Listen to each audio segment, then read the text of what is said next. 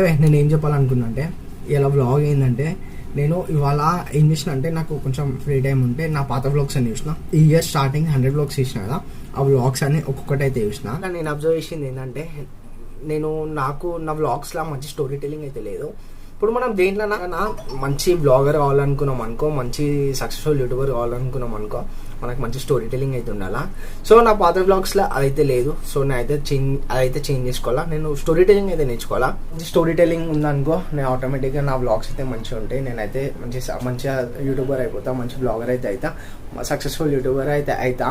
కానీ నాకు story telling అయితే లేదు. నాకు అదే అర్థమైతే అసలు స్టోరీ టెల్లింగ్ ఎట్లా వస్తుంది అని చెప్పి. ఇట్లా మనం నార్మల్గా ఇప్పుడు మనం ఒక ప్రోడక్ట్ పైన కానీ దేనిపైన రివ్యూ చేస్తలేము, ఆ స్క్రిప్ట్ రాసి వీడియో చేయడానికి మనం డైరెక్ట్ వ్లాగ్ చేసేసాం. ఎట్లా అంటే మైండ్ లేదనిపిస్తే అదైతే చెప్పేసాం.